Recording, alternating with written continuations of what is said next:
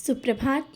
बाबा कहते हैं मेरे प्यारे बच्चे, बेवजह की बातों में अपना मन खराब मत करो और जो मैं दिखाना चाहता हूँ, समझाना चाहता हूँ, समझो। क्योंकि कुछ चीज़ें ऐसी हैं जो मैं तुम्हें बता रहा हूँ और तुम समझना नहीं चाहते हो। बच्चे, जो तुम्हारे सामने है और जो मैं तुम्हें दे रहा हूँ उसे स्वीकार करो और समझो।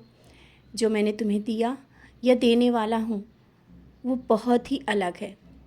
समझ रहे हो ना? बहुत ही अलग। इसके लिए मैंने बहुत पहले से तुम्हें तैयार करके भी रखा है। सब बहुत ही अच्छा तुम्हारे जीवन में होने वाला है। और जब सब अच्छा होने वाला है तो उन चीज़ों को लेकर के क्यों परेशान हो जो अभी नहीं मिल पा रही हैं। जो मैंने दिया है, जो दे रहा हूँ, उसे स्वीकार करो और खुश रहने की कोशिश करो।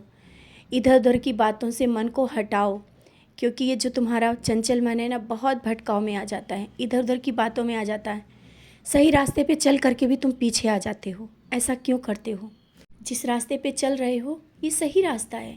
तुम्हें क्या लगता है कि तुमने गलत रास्ता चुना है? और जब मैं हूँ तुम्हारे साथ तो कोई गलत रास्ते पे जाने नहीं दूंगा। तुम स्वयं अपने मन से ही सब विचार ले आते हो, ये सही है या गलत। जब मैं बैठा हूँ ना विचार करने के लिए और समझाने के लिए, तो जो मैं समझा रहा हूँ उन चीज़ों को समझो और स्वीकार करो और आगे बढ़ो।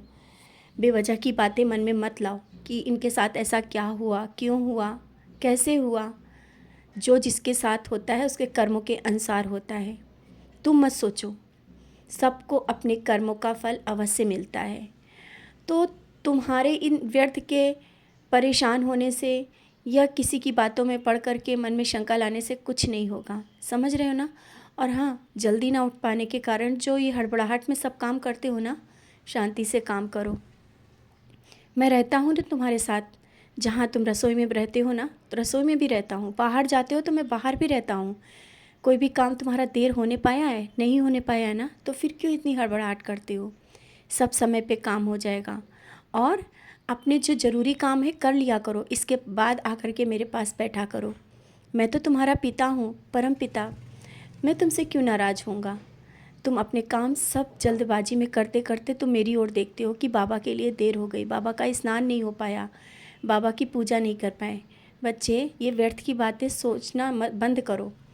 और ये मत सोचो कि तुम मेरा पूजा या मेरा स्नान देर से करा रहे हो तो मैं कहीं नाराज़ ना हो जाऊं। नहीं, मुझे खुशी होती है।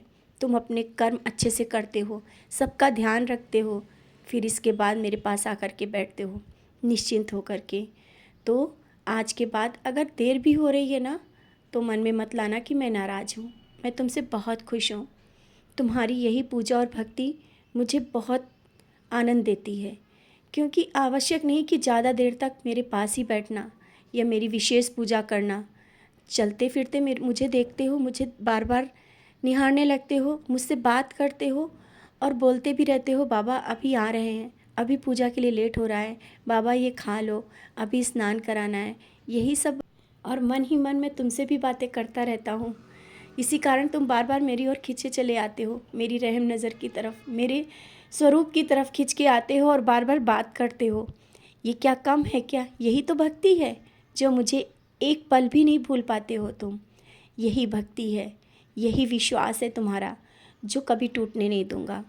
और जो अभी किसी काम में नाकामी मिली है ना, निराश मत हो, फिर से प्रयास करो, सफलता अवश्य मिलेगी। क्योंकि नाकामियाँ तुमने देखी हैं और अब नाकामी नहीं, अब तुम्हें बहुत कुछ मिलेगा। और नए घर के लिए भी जो तुमने मन में विचार लाए हो ना, बहुत जल्दी तुम्हारे पास एक नया घर होगा। और तुमने सोचा है ना सबको बुला के और साईं संध्या कराना है और मुझे विशेष स्थान देना है। सब होगा, जैसा सोचा है ना उससे भी अच्छा होगा। और ये जो तुम्हारे परिश्रम है ना, तुम कार्य की लगन है कि तुम्हें कुछ करके दिखाना है, ये ज़रूर सफल होगा। और जैसा जो तुमने सोचा है तुम्हारा हर एक सपना पूरा होगा। देर भले ही लगती है लेकिन जो मिलता है ना वो बहुत अच्छे के लिए मिलता है। तो निश्चिंत हो जाओ, जो आज देर लगी है वो कल के लिए बहुत अच्छा है। समझ रहे हो ना? मैं हूँ ना तुम्हारे साथ, तुम्हारा बाबा, तुम्हारा साईं। कभी ना अकेला छोड़ा हूँ, ना छोड़ूंगा, बार बार कहता हूँ। और सब कार्य समय पर हो जाएंगे, कोई भी कार्य अधूरा नहीं रहेगा। और बच्चों के भविष्य को लेकर के, विवाह को लेकर के जो परेशान हो ना, वो सब काम जो रुकावटें आ रही थी वो रुकावटें भी हट जाएंगी।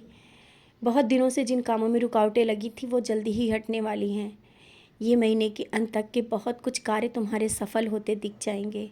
खुश रहो, मुस्कुराते रहो।